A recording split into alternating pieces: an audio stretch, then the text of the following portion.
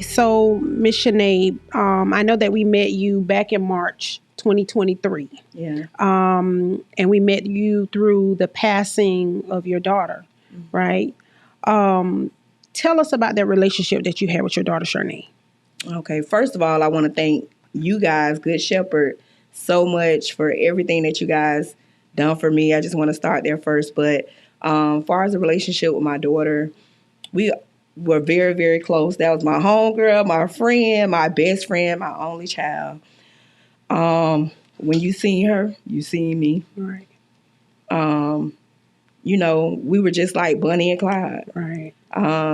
Everybody knows Shanae and Charnay, Shanae and Charnay, Shanae and Charnay. So we had a really, really good bond. Um, I don't even know how to explain it.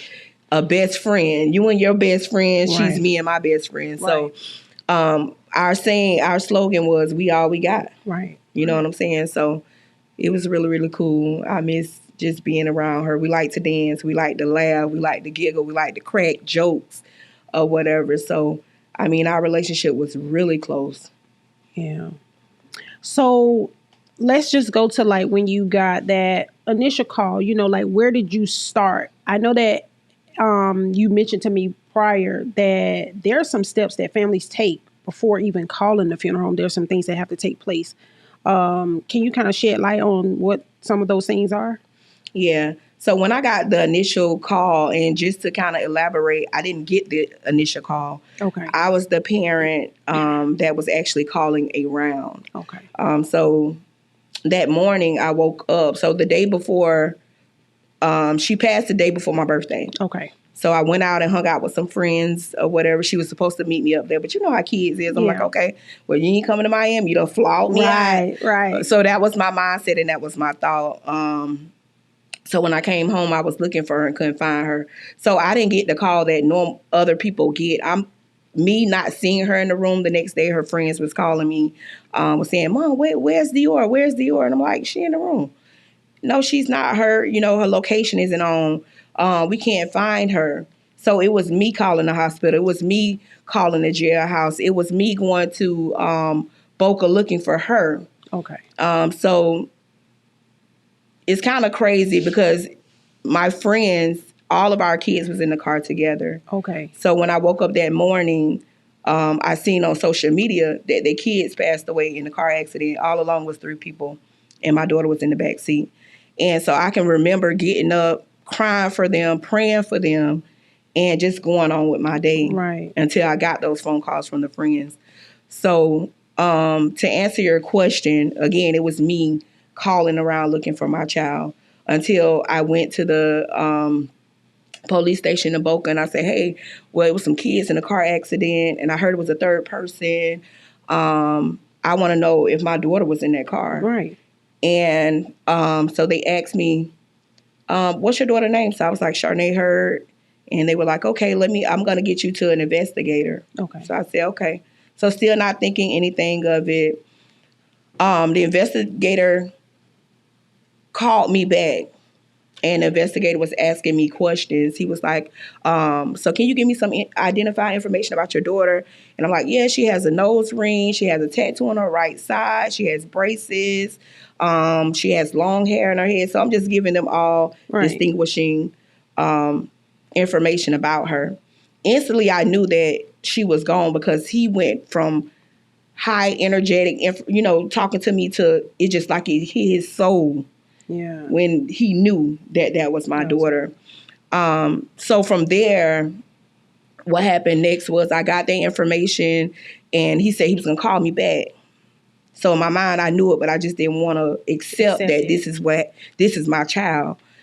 So he called me back maybe an hour later. Examiner called me back an hour later. And she said, is this Charnay Hurd's mom? And I was like, yes. And she said, I'm calling to let you know that your daughter is gone. I'm like, gone well. I know exactly what she's saying, but that wasn't a formal call to me. Right. Like you didn't say she was deceased or whatever, and she said your daughter was gone. And so I said, gone well. And she was like, gone. She's deceased. So that happened. And again, I wasn't familiar with funerals and what to do and how to do it. I don't know nothing about that. Right. You know, as a younger, well, I'm not a young adult, I'm older now, but as kids and never having family members that's close to you to pass away, we don't have to deal with, Right, absolutely. you know, constructing a Part of it. funeral or getting things together. We ain't got to deal with it. Right. So I don't know what to do. But I had family and friends Right. to direct me. So you had a lot in of that path. support. I had a lot of support. I had a lot of support. And I didn't know how much support I had until my daughter then, yeah. passed away. So far as me putting anything together, I know about it now, but I didn't have to do any of those things. I didn't have to make any phone calls. I didn't call you guys. I didn't call the insurance people. I didn't do nothing. I didn't have to do anything because I had tons of support every single day. And that support is still there. And it's still here. Now that's one thing that I hear from a lot of families is like once the funeral is over, you know, they might have that support that kind of sticks around a little bit, but after a while it kind of dwindles off. So for over a year later, you still got all that support. I do. And a lot of people told me that same exact thing, that after a few months or when the smoke settles or, you know, that I wouldn't have any support. Right. People go on about their life. But one thing God did and is doing for me, I still have support to this day. I still get phone calls. I still have kids coming by my house. I still get gifts and money, and not saying that's a big thing, because it's not major to me at all. It's just the love and admiration that people have for me and my family. It's major because it's still going on. Yeah, so absolutely. I really appreciate all the people that really love on me and love on my family and that's here for us no matter what. How much I probably aggravate y'all. I love y'all and I appreciate everything that you guys have done and did for us. Yes, ma'am. So what are some tips that probably you can give to try to help cope with grief? Like what have been maybe some outlets that you can take? Because sometimes, you know, you have people that kind of get closed off. You got people that get angry. You know, people deal with grief differently. What have you found best that kind of has helped you throughout this process? First of all, there's a lot of steps to the process because in the beginning I was angry. In the beginning I was closed off. At first, to be completely honest with you, you know, I didn't cry at my daughter's funeral at all. I didn't cry. I spoke. It was something I was dealing with. It was shock. Right. 2 months later, the shock stopped and reality hit that my baby ain't coming home no more. Right. So when the shock wears off, that's when you try to figure out what to do. Right. And for me, I'm in control of a lot of things. I have several businesses and things like that, and I'm in control of it. So I'm in front of everything. So in my mind, I'm thinking that I can control the situation and figure out a way to handle the situation. Right. It don't work like that. Right. Right. It don't work like that. Right. There's nothing that you can do in regards to getting in front of it. Right. And what I mean by that is certain situations that you can get in front of and certain situations that you can control. This is not one of them because grief happen at any given time. Right now I'm crying. Right. I ain't boo crying like I was before, but I'm crying because it comes in different stages. So it was stages that I was angry. I was angry at the other families. They ain't had nothing to do with that. Yeah. It was just God's timing. But I had to realize that and understand that. Then it's other times when you know, you angry at God, and I'm keeping it a buck. Yeah. You're angry at God, and you want to know, like, Lord, like, I do everything you want me to do. Why take my daughter? Right. Like, I'm so nice to people. I give the shirt off my back, the shoes off my feet. Why take my daughter? I, you know, bless the community in all kind of ways. Why take my daughter? So now how I deal with it is I just continue to do what I was doing before.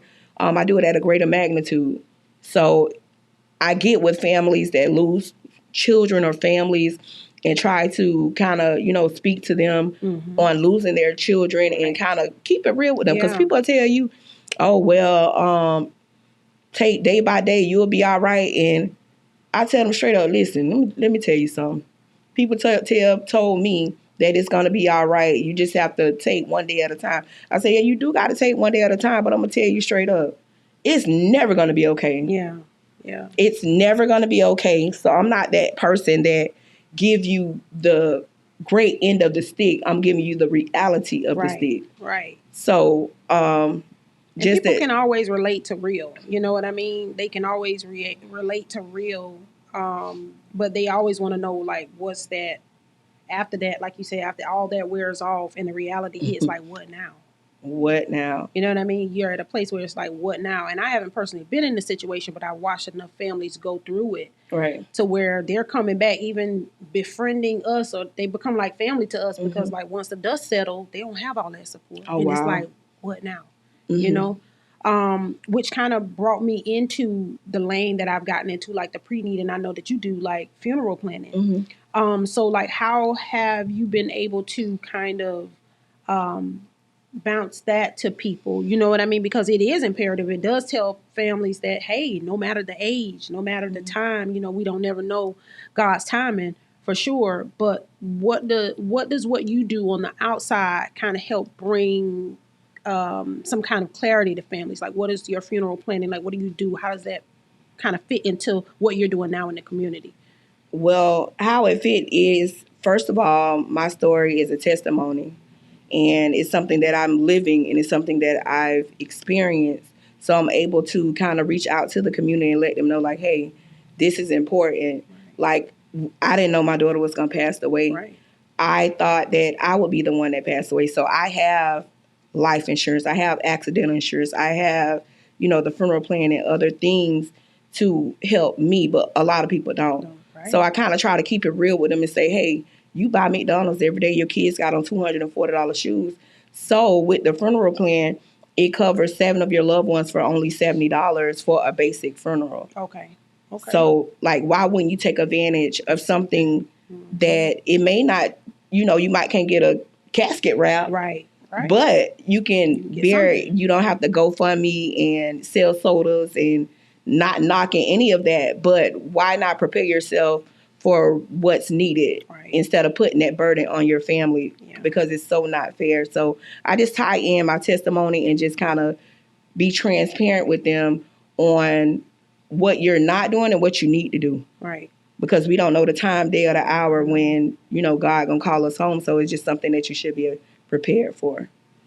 So when dealing with the funeral home, and I know that there's like so many firms in the area, there's just so many places that you could have went. What made you come to Good Shepherds, and like, how did we make you feel as a funeral home? Girl, let me get into this. So anyways, to be completely honest with you, my daughter's father, because at that time I couldn't even think, and it was other funeral homes that, to be honest, reached out to me. A lot of funeral homes reached out to me. And I'm trying to think, like, where I'm going. My mama said Good Shepherd. My daughter's father was like Good Shepherd as well. So again, my mind was everywhere. So I mentioned this other place that reached out to me, and he was like, oh, no, we going to Good Shepherd. So I said, okay, whatever. He was like, that's where we're going. And again, I didn't handle any of the situations or anything. You know, I was just in the background, whatever they said, whatever, however, that's what I did. But I'm glad that, you know, that was a decision that was made, because from my graphic designer to you guys to everybody in the facility, you guys made me feel good. Andrea, like, it's just like it was family. You guys cared about my needs and what I wanted. You guys made sure that I was on top of things, because when you're in a situation and your mind is everywhere, you can't think of nothing. Yeah. And y'all was there for me. And it's like, me, I'm a very humble person, and I'm grateful for the littlest things. Yeah. So when someone is just, y'all don't have, of course it's your job. Right. But you guys, I think, went above and beyond. Like, Dwayne ain't play by my baby. Like, phones off, cameras off. You got your camera. Like, you know, he went above and beyond things that you know, you guys didn't have to do. He did it and didn't say a word and just did it. Yeah. You know what I'm saying? So that's major for me. Yeah. And I've told 100 people about you guys. Anybody lie, be like, hey, go to Good Shepherd. Whatever. And, you know, what I say means a lot, and people do, you know, kind of, it carries a lot, and people do listen to what I think and what they should do. So I always make sure because they know that I tell you can relate. You know what I mean? You Yeah. just gone through it, you know, and a lot of times they take it because we have gotten other families from your Mm-hmm. word, you know, and we definitely appreciate that. Thank you, Miss Shanae, for just coming on, you know, being willing to come on, talk to us about your experience with us, you know, about things that you're going through, trying to just travel this journey. We all know that grief is not a race. Everybody has their own lane and they deal with it in their own time. So we just want to thank you for just remaining family. You know, you all have become family to us and we love you. You know that we're still here for you as well. So how can they reach you? How can the people reach you for anything? Because we know you got several businesses, jack of all trades, right? Yeah. So how can they reach you? Yeah. To reach me, you guys can follow me on social media. On Facebook, my name is Shanae Spencer. On Instagram is Shanae Marie _ my telephone number is 954-551-4316. And I thank y'all so much as well, because after the dust settles, the good shepherds are still here. So I love y'all and I thank y'all and I appreciate you guys.